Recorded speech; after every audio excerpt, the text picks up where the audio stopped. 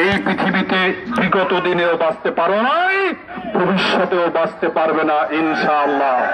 পরিশেষে আমি উদাত্ত আহ্বান জানাবো গোটা বিশ্বের মুসলিমদের কাছে, বিশেষ করে আমরা এখানে যারা একত্রিত হয়েছি, সকল আপমর জনসাধারণ, ওলামা ইকরাম, দেশের সর্বস্তরের মানুষ, আমরা মুসলমানদের অধিকার আদায়ের জন্য এক প্ল্যাটফর্মে চলে আসি, একতাবদ্ধ হই।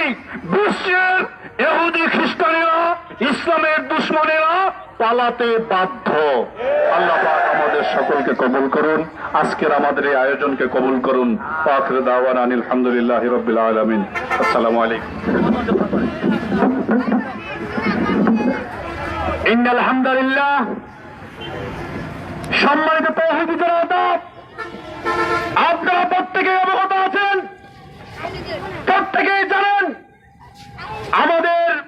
আমরা যেমন বাংলাদেশের মুসলমান হিসেবে বাস করি, আমাদের মতো মুসলমানরা ওই ফিলিস্তিনে বাস করছে। আজকে আমাদের ভাই মুসলমানদের উপর ওই ইসরায়েলি হায়নারা যেরকম হামলা বর্বরতা চালাচ্ছে, এটা সারা বিশ্বের মধ্যে প্রকাশ হয়ে গেছে, ঠিক কিনা? ইসরায়েলি হায়নাদেরকে সতর্ক করে বলে রাখি, তোমরা মনে করছো মুসলমান ঘুমিয়ে আছে, তোমরা এটা মনে করবে না। মুসলমান প্রত্যেক রাষ্ট্র সহ সারা বিশ্বের মুসলমান এখনো পর্যন্ত সজাগ আছে। ওই জাতিসংঘকে বলে রাখি, আপনি জাতিসংঘ হয়েছেন, আপনি জাতিসংঘ হয়ে সব রাষ্ট্র পরিচালনা করছেন, আপনার চোখে কি এখন ধুলো পড়েছে?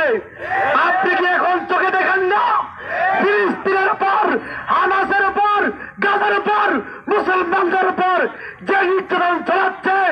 আমরা মুসলমানরা কোশ্চিন কালোটা ছাড় দেব না। আল্লাহ হাফেজ। আসসালামু আলাইকুম ওয়া রাহমাতুল্লাহ।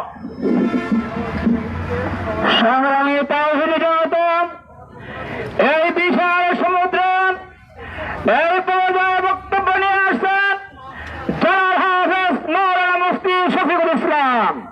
জনাব হাফেজ মাওলানা মুফতি শফিকুল ইসলাম। ইন্নাল হামদুলিল্লাহ, বিসমিল্লাহির রহমানির রহিম। لتجدن أشد الناس عداوة للذين آمنوا اليهود والذين أشركوا। মুহতারাম হাজিরিন, আল্লাহ পাক রব্বুল আলামিন বলেছেন, মুসলমানদের, মুমিনদের সব থেকে বড় শত্রু হলো ওই ইহুদির গোষ্ঠী।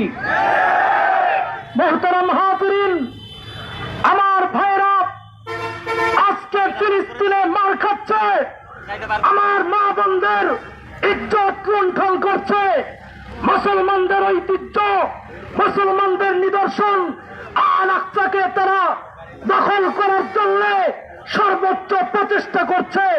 কিন্তু তারা জানে না মুসলমানরা সিংহের জাতি, মুসলমানরা হযরতে ওমর রাদিয়াল্লাহু তাআলা আনহুর উত্তরসূরি, মুসলমানরা সালাউদ্দিন আইয়ুবীর উত্তরসূরি।